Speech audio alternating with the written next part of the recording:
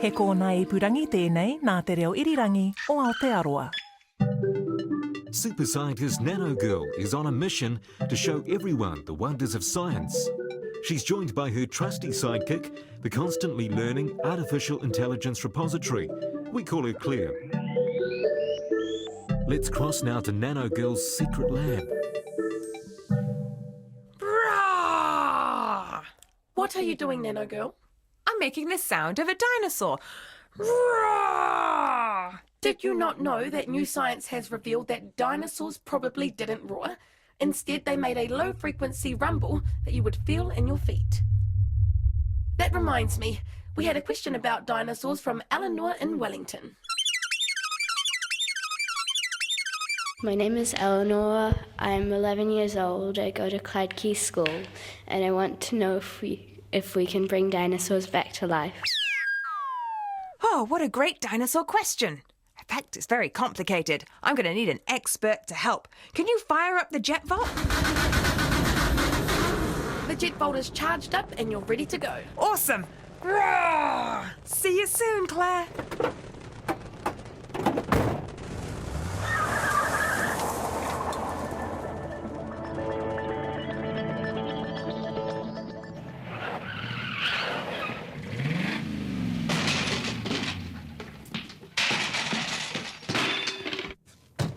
Whoa, what a landing! Right, I think I'm in the right place. Hold on. Hello? Hi. Where am I? Clyde Key School. Clyde Key School. Cool, I'm in the right place. Now, I'm looking for somebody called Eleanor. Is there anybody called Eleanor here?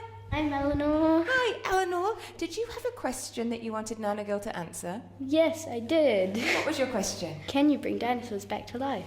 Oh, because they do bring dinosaurs back in movies, right? Is there a movie that people have brought dinosaurs back in? Jurassic Park? It's a dinosaur. Welcome to Jurassic Park. So what happens in Jurassic Park? They bring dinosaurs back to life. And that's a good thing, right? I mean, not really. Why not really? What happens in the movie? Well, they escape and they start roaming free and attacking. Oh, attacking's not good. Okay. Well, don't worry, because I have two experts who I think could help us figure out whether or not dinosaurs could come back. Would you like to go on an adventure? Yeah! Okay, now you're all going to have to squeeze into the jet vault. Is that okay? But it's so tiny. It's pretty tiny, but it's okay. Let's all squeeze in and get going. All right, ready? Squeeze!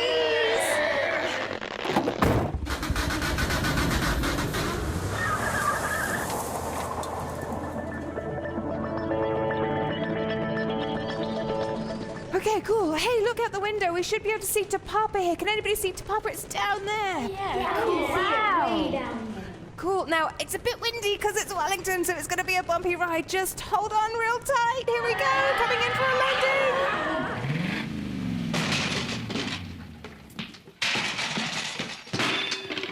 landing. Phew. Okay, so let's go in and meet some of my friends.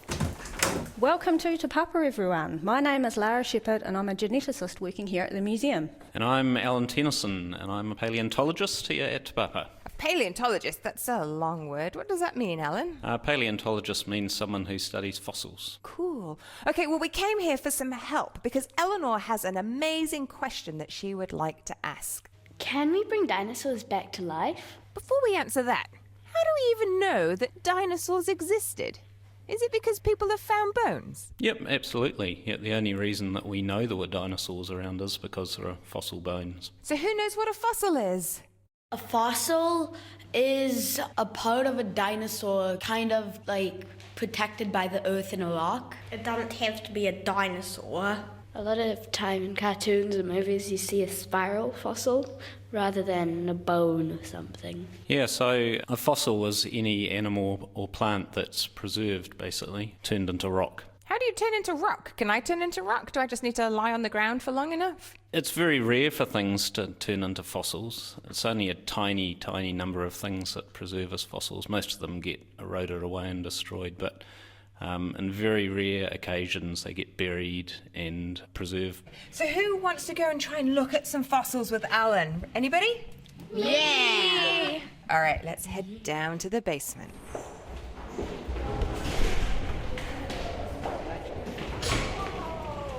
Whoa! Whoa! It's amazing. Look at all the bones. They're so amazing. Yeah, let's go this way. So this is where most of the natural history collections of Te Papa are, in this room. It smells in here. It's a bit oily because there's lots of bones in here, so there's a bit of an oily smell. So these shelves are where the fossil bird bones are.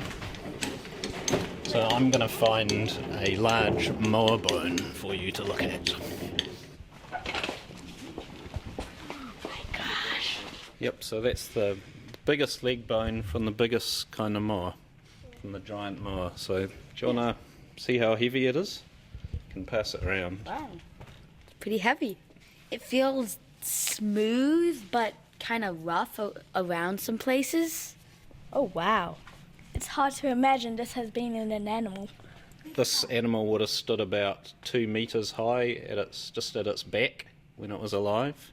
So it was a pretty big bird. In fact, the giant moa were the tallest birds in the world. And they were obviously a good food source, so they only lasted about 100 years after people got to New Zealand. Okay, this box here has some much older fossils. So in here are some little crocodile teeth. All these little things. These are close to 20 million years old. And this is the only site in New Zealand where crocodiles are known from. So we used to have them in New Zealand, but they're extinct. That's crazy old. It's amazing. Yeah, they're not really crocodiles. We're not 100% sure what they are. They're crocodilians, which takes in alligators, crocodiles, all that group of animals. But for simplicity, we'll call them crocodiles. This tooth here is only about 1 centimetre long. But because crocodiles have a lot of teeth in their jaws, the tooth probably came from a jaw maybe 20, 30 centimetres long, so the skull would be another 10 centimetres longer. And so the actual animal in its total length, because crocodiles are long, skinny things, might have been about 3 metres long. So they weren't giant crocodiles, but they were still big enough to hurt if they bit you. Do we know how long those crocodiles lived? No, we know almost nothing about them because they've only been found at one site northwest of Dunedin, so down in Otago. We just don't really know much about them, which is kind of interesting. So it's exciting actually because it's an unknown question. We hopefully will be able to answer it one day with more research. These are some other bones from the same animal. So you can see that they don't quite look like fresh bones. They're kind of black, so they've changed colour because normally bones are white when they're fresh. So these have actually, the minerals in them have been altered. They look like rocks, like the colour and the texture. Exactly. That's what happens in fossilisation. So bones essentially turn into rocks. Yep. Pretty amazing. These fossils are so cool, but if we want to bring dinosaurs back to life, does that mean that we can't use a fossil because there's no dinosaur in the fossil? That's right, and that's why it's not possible to bring anything back from a fossil, because there's nothing left in that fossil that contains the animal's genetic code. So we can't. We don't have the instructions. But animals that have been preserved on ice or have been dead for a shorter time can have bits that include some of the DNA or genetic material. So they can be bones or skin, fur or feathers or even poos. Yeah! Is there a name for a dinosaur poo? It's a coprolite. Does it have to be a very old poo to be called a coprolite, or does any old poo do? Well, it doesn't have to be fossilised, and it doesn't have to be from a dinosaur, so any old poo that's preserved is called a coprolite. So there are scientists who just study poos? Yeah. Yep. So you're telling me if I left my dog's poo out there for about a year, would that be a coprolite? Oh, that's a very tricky question, because where something changes into a fossil is not, it's not an 100% thing. So probably a year, no, I wouldn't call that a fossil. But maybe 100 years, we could be possibly calling it a coprolite. So what about dinosaur poo? Can we take the dinosaur poo and then bring a dinosaur back to life?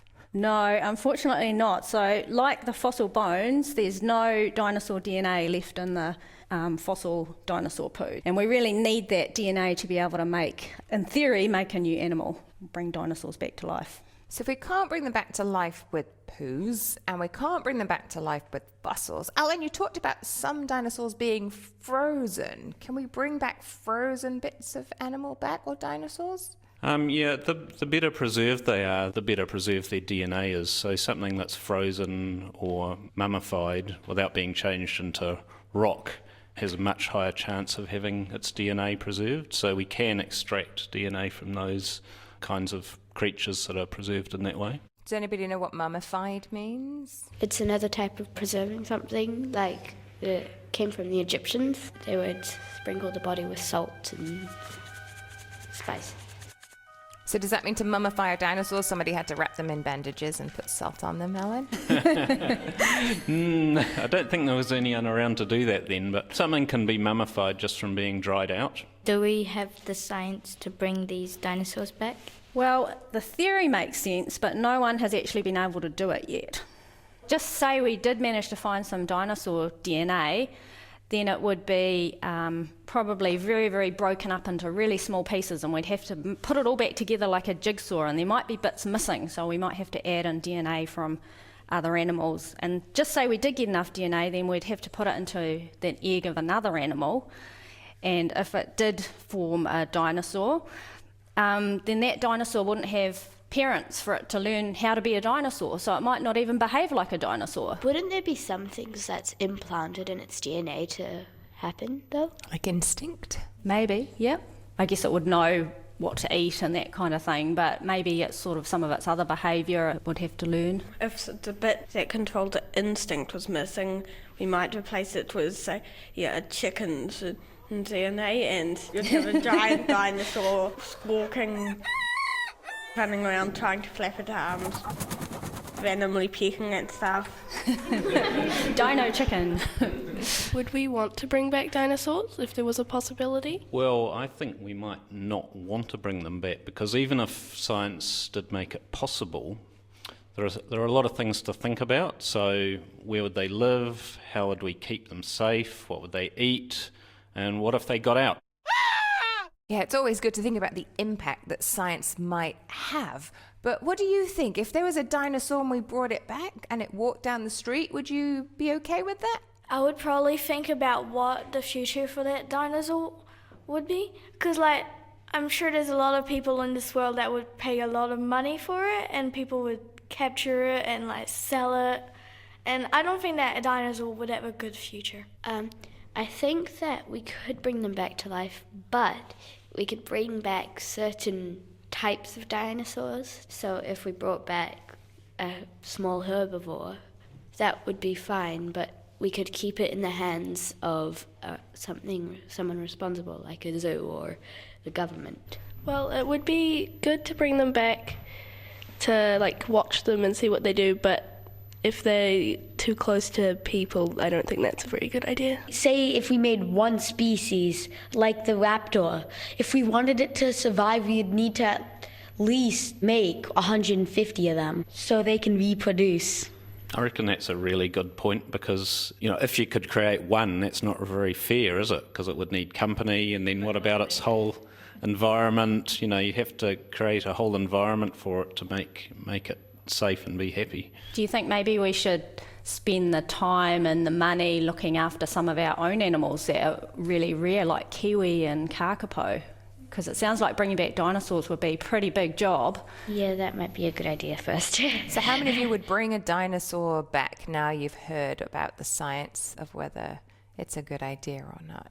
I don't think I would bring them back. Under specific circumstances, I would bring them back. What are your specific circumstances? That they're not near us.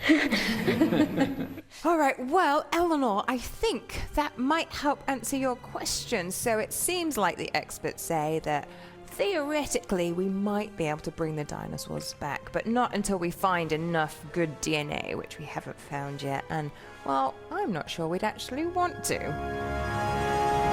Well, team, Lara and Alan, thank you so much for helping us today. I have learned lots about dinosaurs and dinosaur poo, but I think it's time to take you all back to school, all right?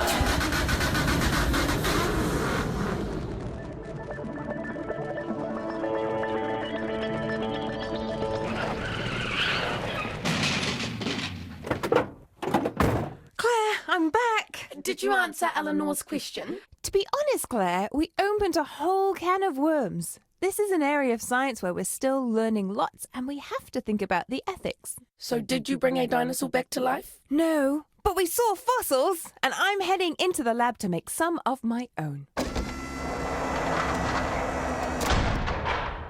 Fossils are impressions that have been left in rocks of things that existed long before we were alive. So today we're going to make our own fossil. I have my favourite plastic dinosaur. This is my T-Rex. And what we're going to do is we're going to make some plaster of Paris and combine it with some modelling clay. So if you get your modelling clay and you push it into the bottom of a plate or a bowl, you want to make sure it's nice and flat. And then take your favourite dinosaur and push it into the modelling clay. Push it down really hard until when you pull it out, you're left with an impression there. Next, you're going to mix some plaster of Paris. I usually use a ratio of 2 to 1. So 2 cups of water for 1 cup of the plaster of Paris mixture and stir it up. And then you're going to pour it on top of the impression. Don't forget to take the dinosaur out. Now you're going to leave that to set. Usually it takes about 24 hours. And so you'll know when it's set because it will come out nice and hard. So if we tap on it, you can see the plaster of Paris is now set. And I'm going to turn this upside down and remove the clay. And you should find an impression of your dinosaur. And that's how you make your very own fossil at home out of, well, pretty much anything you can find. Uploaded. To have your own science adventure, check out the video on the RNZ website. It's got all of the instructions you're going to need to make your very own fossils. Have a go and let us know how you get on by emailing us at scienceadventures@rnz.co.nz. You know, even if dinosaurs didn't roar, I still like making dinosaur sounds.